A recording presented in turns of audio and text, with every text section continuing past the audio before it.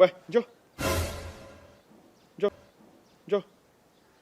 Wewe usimuite mtoto kwa jeuri hivi. Huna jeuri yoyote. Tunalingana. Njoo. Afadhali ningemuita mimi. Wewe. Hivi juu kubwa kama huna hilo unaonekana.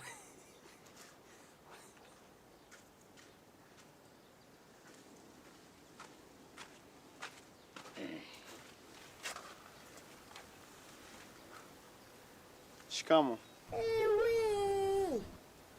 Shikamo, wewe ndo mkubwa bana, tukamkie sisi. Blaza, shikamo. Hivi wewe uone kama ni watu wazima na kushinda mbali, ni watu wazima na bidii tukiwa nasalimia. Umefundishwa vitu gani wewe? Hivi unasoma kweli wewe? Kushani umejifunzaga vitu gani?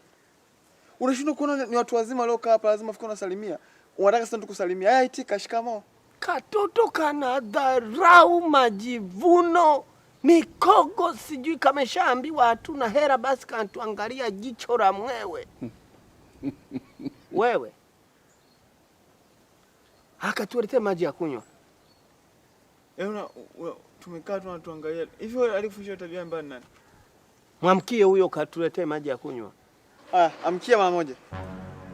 Mimi nitaka niwamkie toka kule. Naona mnaongea. Nikawa nasubiria mnyamaze. Nakuja hapa napo mnaanza kuniongelesha kama hivyo. Dogo usinifokee. Nitakuwasha makofi dogo, amkia dogo. Dogo tulia hivyo hivyo kupiga. Tulia hivyo hivyo. Ndio maana ulikuwa usalimii, ulikuwa sawa. Wewe naye mbona una rafiki ya kudumu? Uko upande wa dogo upande wangu? Mguse. Dogo amkia, nitakuweka makofi dogo. Mimi nakuzibua sasa hivi, amkia dogo. Hakupigi dogo. Ni kwara hiyo. Ifutu kwa dogo. Tulia hivyo hivyo dogo.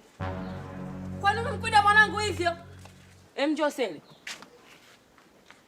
Nyie mna akili kweli? Umpata pingu vya kumshika mwanangu hivyo? Mbona unifukia kama hujawahi kudate? Kuwa na heshima bado. Unajua mimi ni mwanaume wako. Sawa? Unajua mimi ni mwanaume wako kwa sababu nitaongea mbele ya mtoto. Unafikiri mkozi toitoi si ningekuwa naye mimi kama zaidi hata wewe. Yaani leo mmeingia leo mshinda kufanya mambo ya kijinga, si ndio?